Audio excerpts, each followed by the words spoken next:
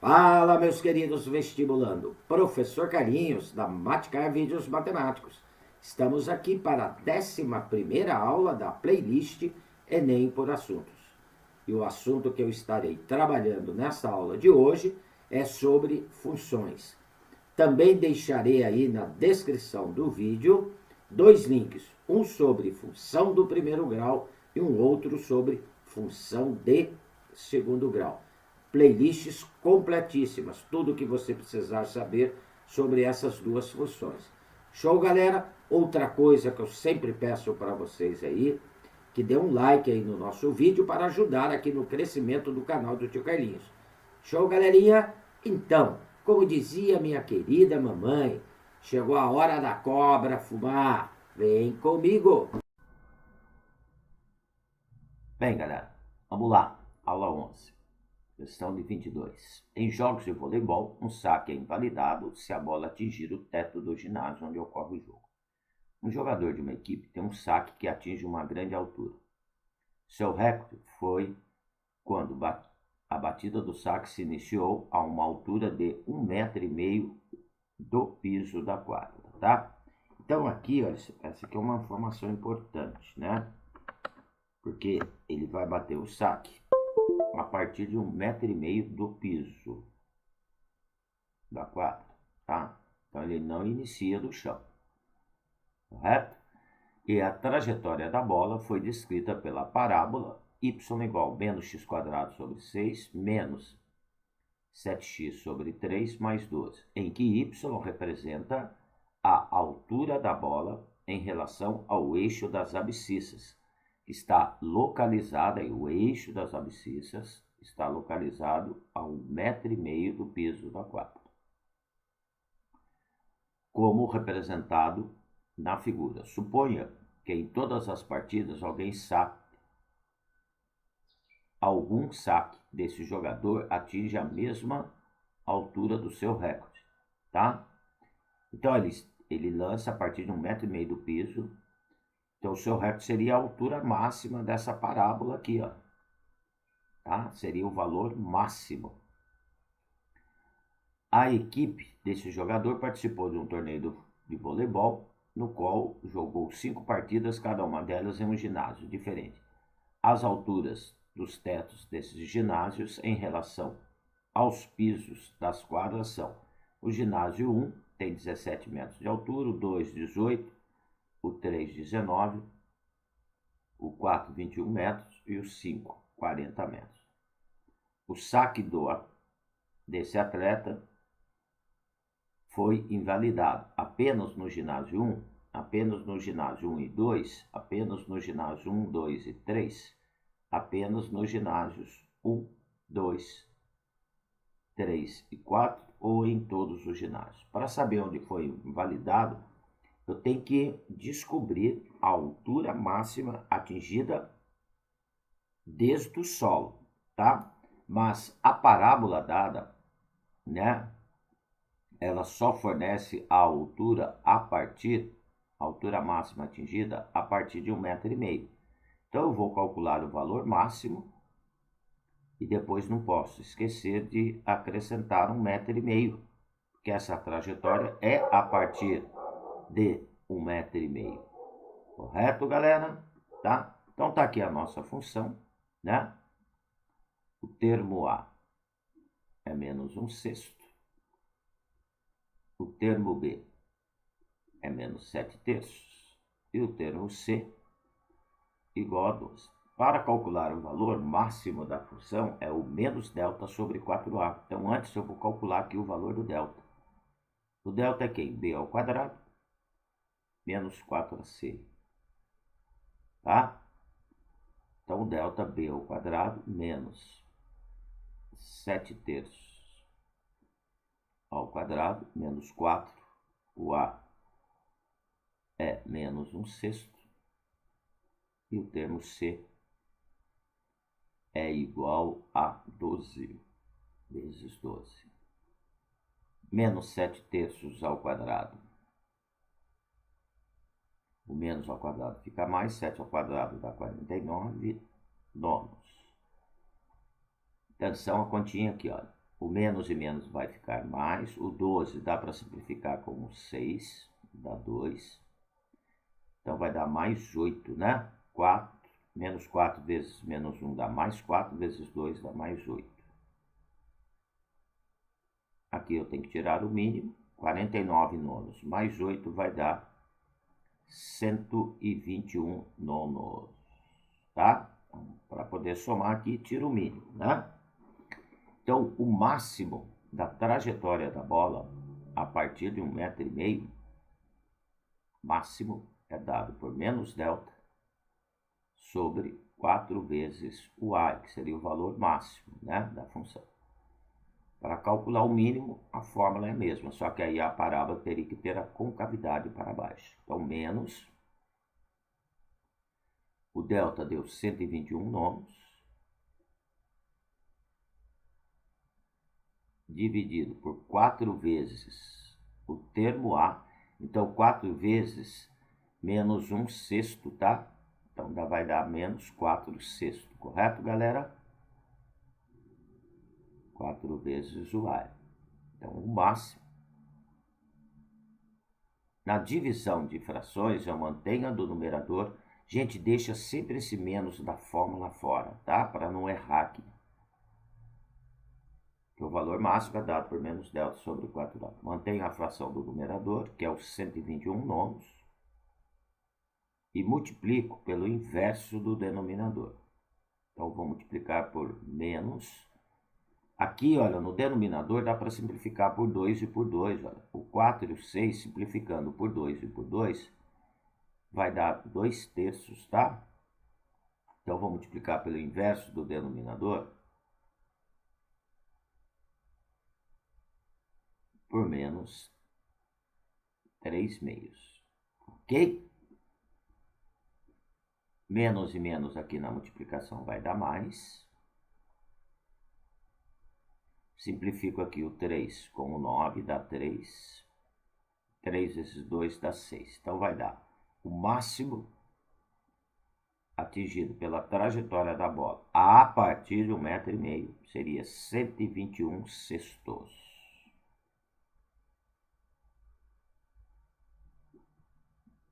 (121 sextos, galera, é aproximadamente, tá? Usando aí duas casas depois da vírgula, essa divisão 20,16. Só que a bola foi lançada a partir de 1,5 m. Então, a partir de 1,5 m do solo. Então, teria que pegar 1,5 m e somar em relação, né, a 20,16. Somando 1,5 mais 20,16, eu vou ter 21,66 metros. Então, esta é a altura desde o solo, porque como ela foi lançada a partir de 1,5 m do solo. Então, tá aqui, 1,5 m. Mais a altura máxima que ela atingiu a partir do 1,5 m, que foi 20,16. Então, ele atinge 21,66 metros com o seu saque. O único ginásio que tem altura superior a isto é o 5. Os outros ginásios, as alturas são menores que 21,66. Então, no ginásio 1, no 2, no 3 e no 4, o saque seria invalidado. Então, a resposta aqui é a alternativa D, tá? Então, onde o saque dele seria invalidado? No 1, que a altura do ginásio é 7 metros, no 2, 18 metros, invalidado, no 3, 19 metros, invalidado, no 4, 21 metros, invalidado. O único que ele saque poderia ser validado seria no 5, tudo bem? Então, era um probleminha envolvendo o valor máximo de uma função de segundo grau, tá? Vamos lá, questão 2.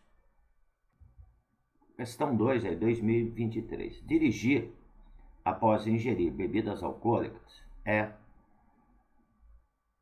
uma atitude extremamente perigosa, uma vez que a partir da primeira dose a pessoa já começa a ter perda de sensibilidades de movimentos de reflexo. Apesar de a eliminação e absorção do álcool depender de cada pessoa, de como o organismo consegue metabolizar a substância, ao final da primeira hora após a ingestão, a concentração de álcool C no sangue corresponde a aproximadamente 90% da quantidade Q de álcool ingerida, e a eliminação total dessa concentração pode demorar até 12 horas.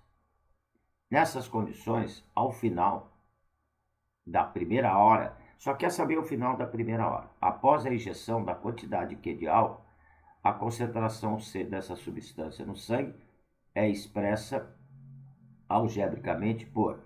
Então, olha, a concentração após a primeira hora, então C, aí, aqui está dizendo que após a primeira hora, né, tá? A concentração corresponde a 90% da quantidade que ele tinha no início. Então, seria 90% de Q. Tá? Este 90% é a fração 90 sobre 100. Né? Que o símbolo de porcentagem quer dizer divisão por 100. 90 sobre 100 que multiplica Q. 90 sobre 100, 0,9. Então, a concentração após uma hora, que aqui só está pedindo após uma hora, seria 0,9, que multiplica aqui. Tá? Se eu quisesse saber as horas seguintes, é só ir multiplicando por 0,9, que é a cada hora que passa, você fica com 90% de álcool que tinha na hora anterior. Tá? Então, a resposta aqui, alternativa A de Amora. Questãozinha aí bem tranquila, né? A pessoa não poderia estar errando aí, ok? Vamos lá, questão 3. Também prova de 2023, né? Para concretar a laje de sua residência, uma pessoa contratou uma construtora. Tal empresa informa que o preço Y do concreto bombeado é composto de duas partes, uma fixa chamada taxa de bombeamento e uma variável que depende do volume X de concreto utilizado. Sabe-se que a taxa de bombeamento custa R$500 e que o metro cúbico de concreto bombeado é de R$250, a expressão que representa o preço Y em função do volume X em metro cúbico é... Gente, olha, outra questão também para resolver em segundos. Preço. O preço é Y. Ele é composto de um fixo de R$500. Está dizendo aqui, né? Olha. Mais uma parte variável que é de R$250 por metro cúbico. Então, 250 vezes X aí, tá? De acordo com o volume X de concreto. Tá aqui a função, ó, né? Ou se quiser inverter aqui, olha, colocar o 250 vezes X mais 500, também está correto, né? Que a parte variável é o 250, que é o metro cúbico. Resposta alternativa de dado. Então, aqui simplesmente montar a função que representaria o metro cúbico. No caso, aí você caiu numa função de primeiro grau, né? Vamos lá, próxima questão. Questão 23. Um pescador tem um custo diário de R$900 com combustível, iscas, manutenção do seu barco e outras pequenas despesas. Ele vende cada quilograma de peixe por R$5.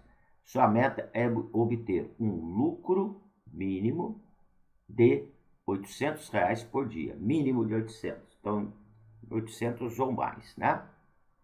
Sozinho ele consegue, ao final do dia de trabalho, pescar 180 quilogramas de peixe, o que é suficiente apenas para cobrir o custo do fixo diário. Portanto, precisa contratar ajudantes, pagando para cada um R$250 por dia de trabalho. além deste valor, 4% da receita obtida pela venda de peixe é repartida igualmente entre os ajudantes. Então, esse 4%, né, corresponde aí o custo dele, tá?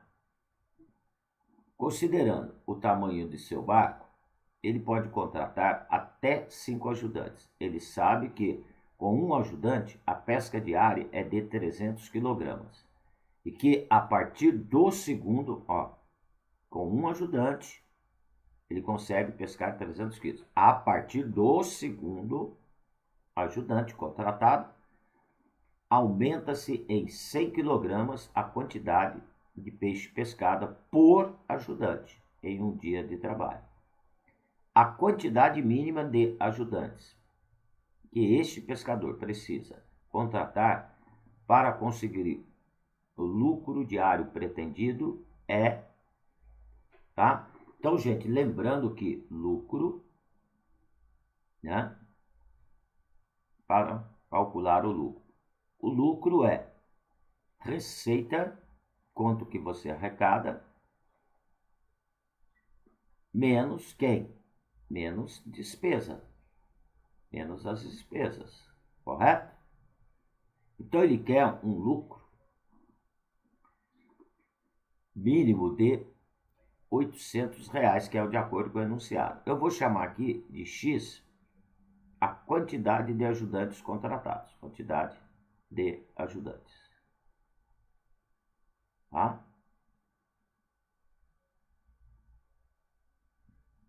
Então, o lucro vai ser em função dessa quantidade de ajudantes.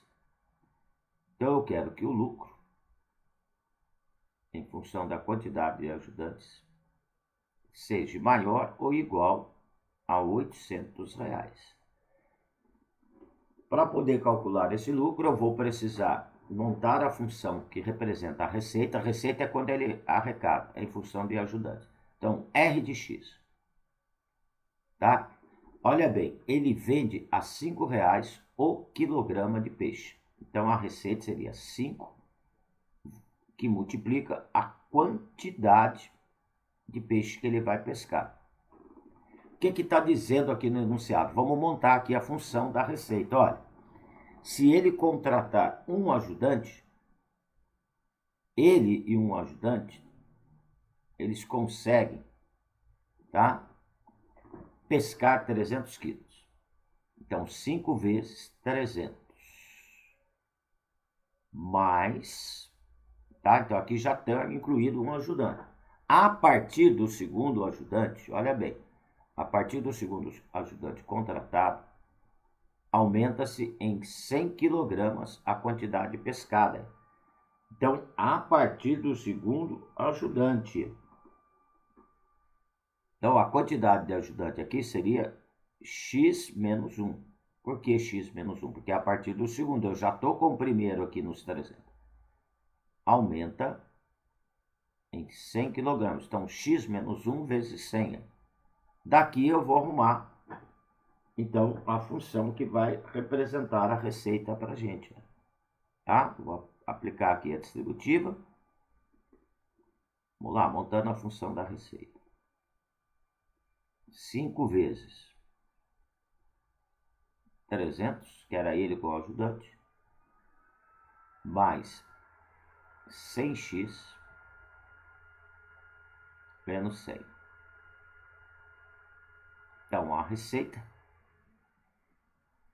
será igual a 100 menos,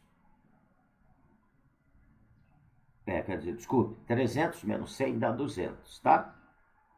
Então, aqui vai ficar 5, que multiplica 100x mais 200, que seria o 300 menos 100. Distribuindo ali o 5, a função que representa a receita, 500x mais 1.000. Ok? Agora vamos ver as despesas. montar a função que representa as despesas, que seria D de x. Olha o que está dizendo, que ele tem uma despesa inicial de R$900,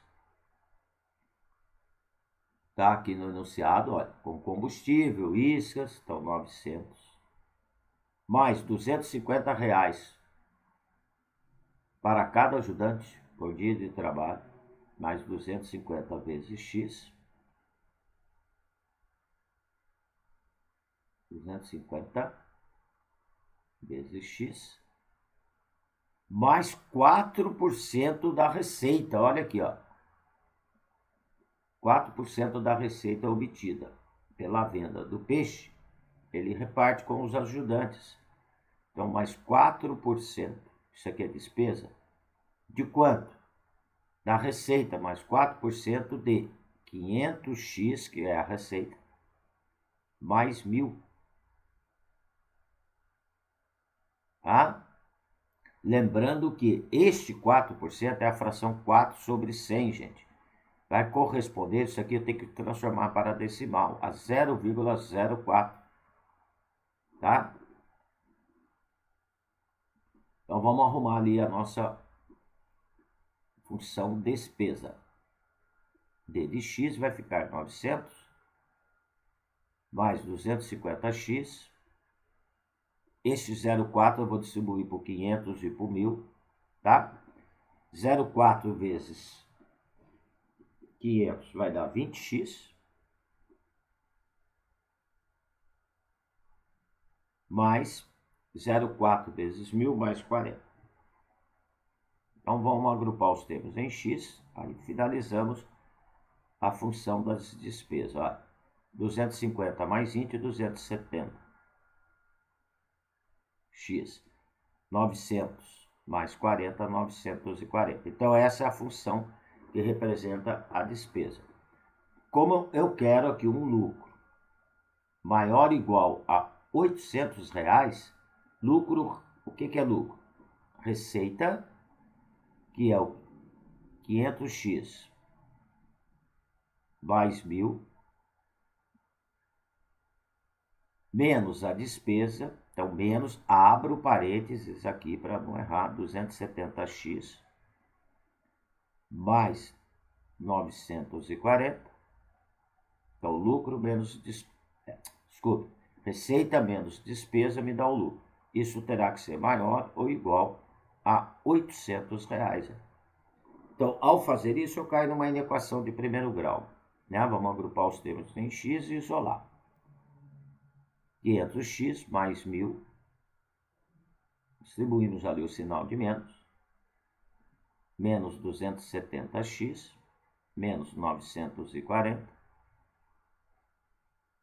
maior ou igual a R$800. 500x menos 270x vai dar 230x. O 1.000 menos 940 dá 60. Tá?